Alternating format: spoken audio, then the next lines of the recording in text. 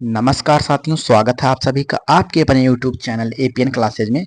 आज हम लोग देखेंगे सुदर्शन झील का इतिहास पूरा देखेंगे कि सुदर्शन झील में किन किन राजाओं के शासन में क्या क्या, कब इसका जीर्णोद्धार हुआ है, कब इसका निर्माण हुआ है, कब क्या क्या हुआ है, इसके बारे में पूरी हम लोग चर्चा देखेंगे। अगर आप लोग इसकी पीडीएफ प्राप्त करना चाहते हैं तो हमारे टेलीग्राम चैनल से जुड़ जाइए, वहां आपको इसकी फ्री पीडीएफ आप लोग को मिल जाएगी। ठीक है, तो आइए। और ये जितने हमारे रेलवे के एग्जाम है उसके लिए बहुत ही इंपॉर्टेंट ये सब छोटे छोटे टॉपिक में लेके आ रहा हूँ आप लोग के लिए, जो कि आप लोग इसे सोते बैठते उठते कभी भी देख सकते हैं। और आप लोग के सभी जितने एएलपी हैं, टेक्निकल हैं, एनटीपीसी आने वाला है, आरपीएफ कांस्टेबल है, आरपीएफ एसआई है, और जितने टेक्निकल एग्जाम है रेलवे के, सबके लिए मोस्ट इंपॉर्टेंट ये सब टॉपिक हैं। तो आप लोग चैनल से जुड़ना ना भूलें और सेशन को लाइक करते रहें, सब्सक्राइब करते रहें। तो आइए हम लोग स्टार्ट करते हैं, सुदर्शन झील के बारे में देखते हैं। सुदर्शन झील का इतिहास हम लोग आज देखेंगे। सुदर्शन झील का जो निर्माण हुआ था वो आपका चंद्रगुप्त मौर्य, जो चंद्रगुप्त मौर्य जी थे, इनके शासन काल में, इनके शासन में एक पुष्यगुप्त नाम का आदमी था, उसने इसका निर्माण करवाया था। कौन करवाया था? पुष्यगुप्त नाम का आदमी ने चंद्रगुप्त मौर्य के शासन काल में इसका निर्माण करवाया था। ठीक है, और इसमें अगला जो नाम आता है अशोक जी आते हैं। ठीक, कौन आता है? अशोक। कौन आता है? अशोक जो है, अशोक के शासन काल में एक था तुषास्य नाम का एक व्यक्ति था।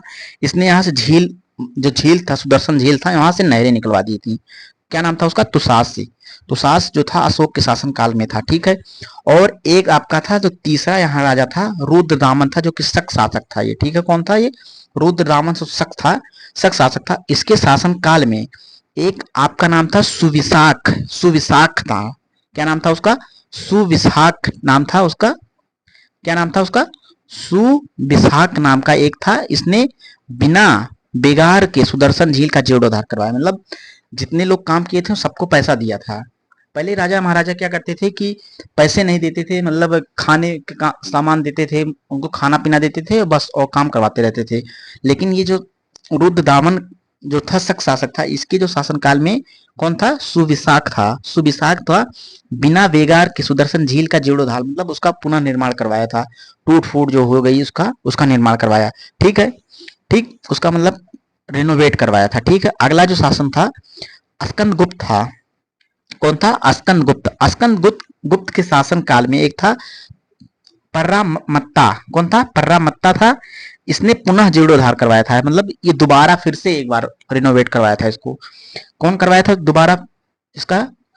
पर्रामत्ता अस्कंद गुप्त थे। तो इसके आपका क्वेश्चन पूछता है कि जो ये था सुदर्शन झील, सुदर्शन झील कितने कितने राजा मतलब उसमें शामिल थे। तो आपका एक कौन हो गया?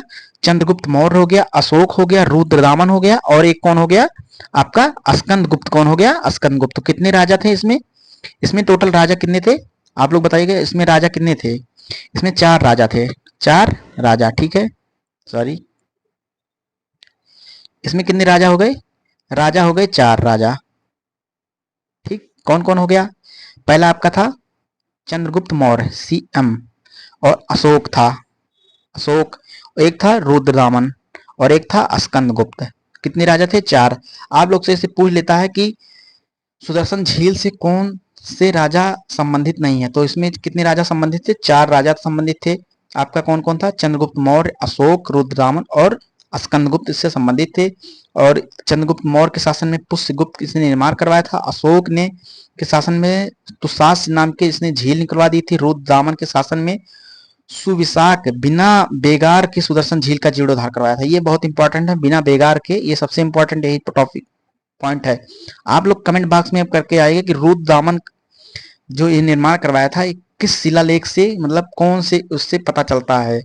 ठीक है, कौन से अभिलेख से पता चलता है रुद्रदामन के सुविशाख ने इसका बिना बिगाड़ सुदर्शन झील का जीर्णोद्धार करवाया था। अगर आप लोग को सेशन अच्छा लगे तो लाइक कीजिए और चैनल को सब्सक्राइब कीजिए। मिलेंगे नेक्स्ट वीडियो में। Thank you so much.